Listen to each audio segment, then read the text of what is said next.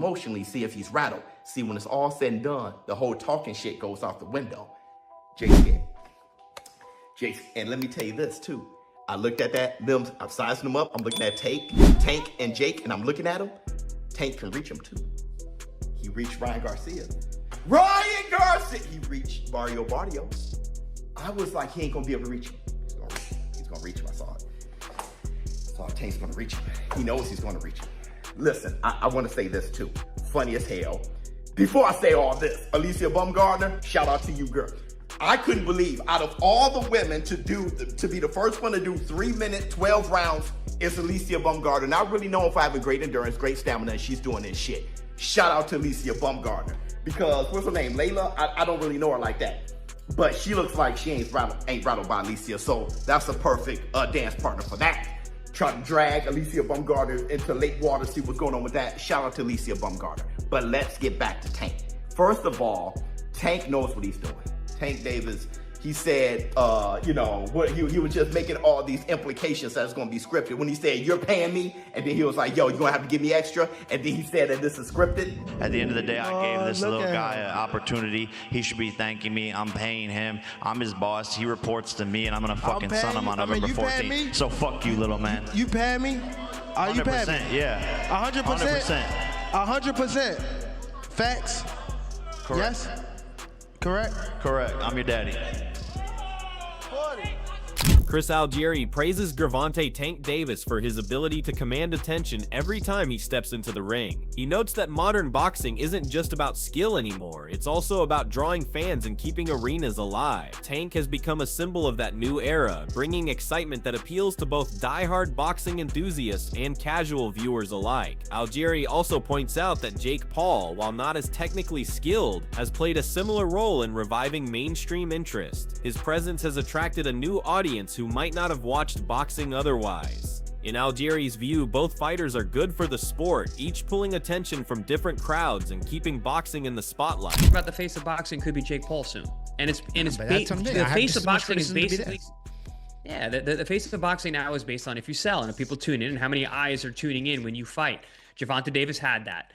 Jake Paul has that. Now they're fighting each other. Again, these are created products. These are still created products. Jake made his name going to Walgreens and making funny faces. You know what I mean? And it was just blowing up on YouTube and whatnot, right? I mean, that's how he started. The world we live in now, dude. It's unfortunate. Okay, it's not like Sugar Ray Leonard, who was the best fighter in the world and marketable. It's not like Oscar De La Hoya, who was a gold medalist, a great fighter and marketable. But what I'm saying is technology allows us to make, if I want to take this shoe off right here, and I say I want to make my Nike sneaker into the best product possible, and I got enough money to push it behind it. I put it all over your social media platform, and I put it all over your TV set, and all over your phone, and all over everything. You know what, bro? You're gonna start to get curious about the shoe. Charleston White dismisses Jake Paul's career as more entertainment than real boxing. He argues that none of Jake's fights have felt like genuine professional bouts. They're staged exhibitions designed to generate views and money. According to White, Jake has yet to face a top-tier boxer who could truly test his skill and endurance. His critique reflects the frustration of many boxing purists who feel Jake is playing the system, using the sport as a marketing platform rather than pursuing mastery. White warns that if Jake ever faces someone like Gervonta Davis, the gap in training, reflexes, and experience would become painfully clear. For White, popularity can't mask the truth. Exhibitions don't make legends, real fights do. Tank Davis is a violent human being. He's a savage. And he didn't feel in his element. It's a real thing. It's a real thing. If you're from the hood, you will know. It's kind of like taking a guy from the block and putting him in the corporate world in a business meeting. He's going to be so out of his element that he's just, he doesn't even know how to argue without sounding like, I'm gonna whoop your ass, I'm gonna beat you. The way Jake was doing things, he had the clowns coming out.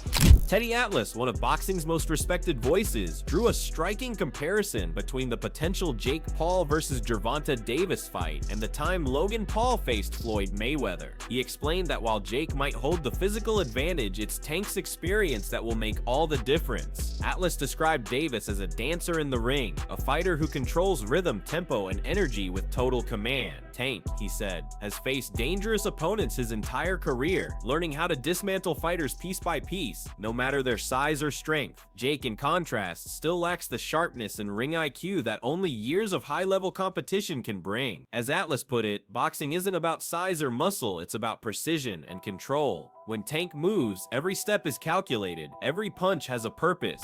So I liked this when I heard it? No, I didn't like it, to be honest, for the optics and everything else I just said. But you do have one guy who, yeah, he's smaller, but he's a top fighter, he can punch, and he's fighting a guy who's not a top pro fighter, who's bigger. What if he hits him on the chin? What if he hits him on the chin? It'll wind up selling. And that's what'll wind up selling it. The what if. What if Tank makes him do a cha-cha? He hits him on the chin, and Jake Paul, we're gonna find out if he can dance. Whoa, whoa, whoa, whoa. You know, do the cha-cha. That's what's gonna sell it. And you can't argue that what if. You can't. I know I get to places that other people won't go and everything else that just dismiss stuff because it's easier to do that. It's safer to do that. You don't have the bows and arrows coming at you from people that argue with you because you did that. But I don't care. I've had bows and arrows my whole life. I don't care. But that's true. That what if? What if this guy who is a real good puncher, who is one of the best fighters in the world right now, what if he hits him? What if he makes a miss and he counters him? Or he jumps up in the air? Bang! Showbiz the Adult also weighs in on Gervonta Davis's personality outside the ring.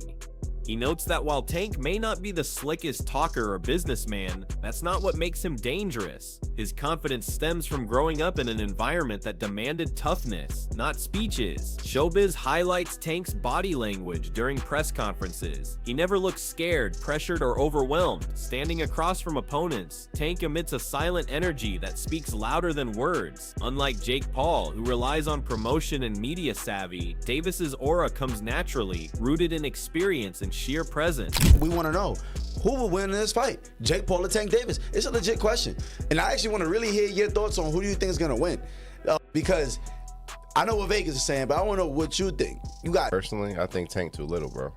Yo, I think Tank too little. I'm so glad you have a brain on your fucking shoulder. I think Tank too little. I said, bro. I think Tank's too little. That's what I'm saying. At weight classes for a reason. Davis that weight class for a reason. 5'5", 135 pounds. Jake Paul is 6 feet, 205 pounds. That's what I'm saying. Bro. He's 6'1", 205. Everybody's like, yeah, bro, but Tank it only takes one good punch. Yes, it takes one good punch when you're about the same size. There's a 60, 70 pound difference in weight in these people. I don't think nobody puts the physics in mind. Jake Paul gets punched in the face by dudes 200 pounds with all their might on a weekly basis. 135 pound puncher, bro.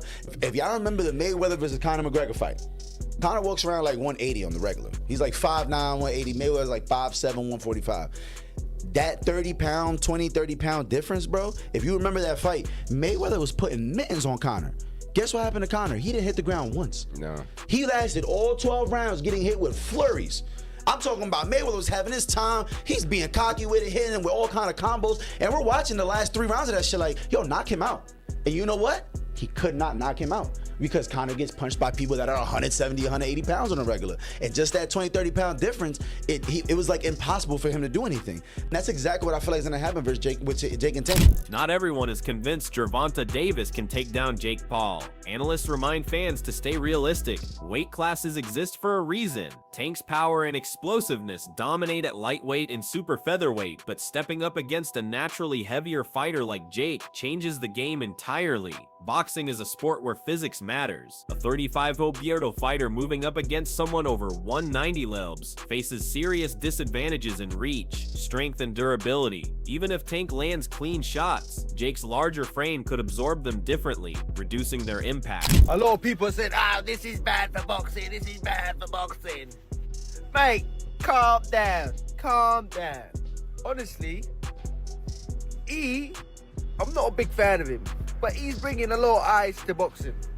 A lot of eyes to boxing. He's doing great for boxing. I don't care what everyone thinks. The weight difference is mad though. Lightweight to, God knows, cruiserweight or whatever the hell he is. Oi, Gervonta might get thumped up, you know. Hey, if he gets bashed up, I can never go on TikTok live again. The TikTok warriors are gonna give me a hard time. They're gonna say Jake Paul's undisputed. Oh my God, he's the best thing since sliced bread. British boxer Dave Allen offered a more balanced perspective on the matchup. While he admits he never liked Jake Paul's fights against Mike Tyson or Julio Cesar Chavez Jr., viewing them as publicity stunts, he believes the Davis fight could be different. Allen emphasizes that as long as no one gets seriously hurt, the exhibition is fine because it entertains fans.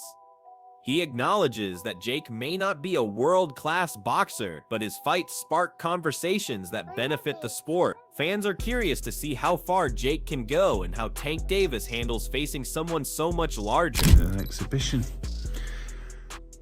Thing with Jake Paul, like, I think he's a good area title level fighter, which and that's a good level. Like, and you can be proud of it. Do you know what I mean? Like, it's good, but. And the Mike Tyson fight I didn't like.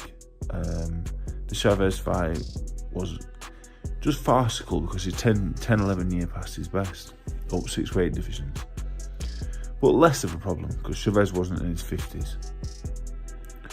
Fighting the MMA guys, again, he's fighting people that don't do the same, that they're not even in the same sport. But while they're a bit older, they're still not in the 50s, so all that stuff. I won't really watch any of it. I think I've watched one fight against Tommy Fury, the only professional boxer in and around his prime years, and he got beat. But I think his area title level. I think he works really hard. I think he trains hard, and I don't think he's a bad fighter at all. I don't think he's a good fighter, but he's not a bad fighter. For his experience, he's not bad at all. But Gervonta Davis is a lightweight. So, by all means, if they make a few quid and nobody gets hurt, then great. But I certainly wouldn't be paying a penny to watch it. I think it's just absolutely ridiculous, farcical. Who wants to watch an exhibition? Gervonta Davis is in his prime years. Why is he wasting his time? Why is that having a rematch with the fella he got a draw with? Why is he not fighting? According to reports, Gervonta Davis has mentioned Jake Paul several times over the years, teasing a possible showdown. Fans wondered if it would ever happen, and now those rumors are finally turning real. Both fighters have traded words online, fueling anticipation for a clash that's been years in the making. Tank Davis believes he can expose Jake's weaknesses, while Jake sees this as his chance to prove he belongs among real boxers. See what I'm saying? Tank Davis versus Jake Paul. I don't buy it for a second, but apparently they were in negotiations to have this fight happen if Tank Davis beat his previous opponent, which obviously ended in a draw. Which means he's obviously going to go and rematch Lamont Roach in his next fight. But come on, Tank Davis versus Jake Paul. Jake Paul is a cruiserweight / heavyweight. Tank Davis is a lightweight. This is Jake Paul's mindset. Okay, I'll fight a legit professional boxer, OAP. I'll fight a legitimate professional boxer who's his age, loses. Okay, I'll fight another professional boxer who's half his weight. Honestly, I don't care how big Jake Paul is, I genuinely do think that Tank Davis would beat Jake Paul. I think Tank Davis would be too fast, too slick, outbox him, move around. He wouldn't knock him out, obviously. I don't think he'd knock him out because of how big Jake Paul is, but he would outbox him 100%. But anyway guys, let me know what you guys think about this potential fight. I really hope it does not happen because Jake Paul needs to fight a legitimate pro who isn't a taxi driver, who isn't old. The final debate among boxing experts centers on power and physics. Gervonta Davis has built his reputation on devastating knockouts at lightweight and super featherweight. His punches end fights in an instant, but analysts question whether that same destructive power can translate against someone of Jake Paul's natural size. A shot that folds a 35-pound opponent might not even make a 200-pound fighter flinch. Physics doesn't lie, and in this matchup, size could be Tank's biggest enemy. Jake's reach, frame, and natural durability may absorb what usually ends fights for Davis. That doesn't mean Tank's skill fades, but his usual formula may not work the same way this time. Sense to me, because yes, Floyd didn't have the punching power Gervonta had, but even if Gervonta lands, I don't see him hurting Jake to the point he knocks him out. So what are we even doing? Where's the idea of this where's the idea that Gervonta's even gonna hurt him? He may hurt him to the body, you know, whatever. Jake doesn't want to throw as much, but I don't see him one punch knocking Jake out. And, you know, the same thing was kind of said with Logan. Like, okay, Floyd probably won't knock him out, but probably going to outbox him. I get where Dana's coming from. These things are not meant to be competitive fights. They're meant to make money and to, I guess, scratch that itch of the circus mystery unknown. And Gervonta, I think, hits way harder than fucking Floyd, but he's too small. I mean, your brother's going to be able to, you know, get inside on him, put his weight on him, tie him up. But I don't hate your brother. Your brother's out there doing his thing.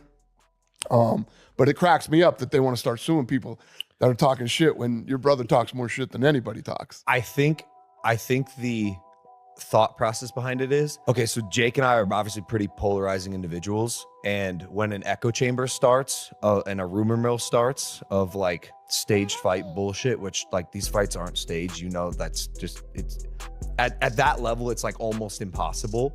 I think they think that it affects the business and it affects the brand because people discredit him as actually having legitimate bouts. I think that's the theory. So to hold people accountable for legitimate perpetuating meaning, the rumor. Legitimate meaning not fixed. Correct. Right. Yeah. And which is, I mean, again, Dana would do the same thing if his company became known for doing fixed fights when they weren't. Then he would try to find the same way to hold people accountable if they were reputable people saying that, right? So again, the whole Jake suing people for blatantly trying to say he fixes fights or he stages fights or people have no knockout clauses and all the other bullshit, I understand. Now, again, people need to use their words more accurately if they're upset about what Jake is doing. All you have to do, if you're upset with the way Jake is moving in his career, is say, what some people do say, which is, we like to see Jake challenge himself. We don't want to see these exhibitions, these fights that don't make sense for what you said you want to do or what you purport to want to be in the sport of boxing, which is a world champion. We want to see you fight active fighters around your skill level. That's it. But you can't go on there and go, oh, look, another rigged fight. And that's it for today's video. Let me know your thoughts in the comments. Who do you think wins, Jake Paul or Gervonta Tank Davis? Stay tuned for more breakdowns, and until next time, keep your guard up and your passion high.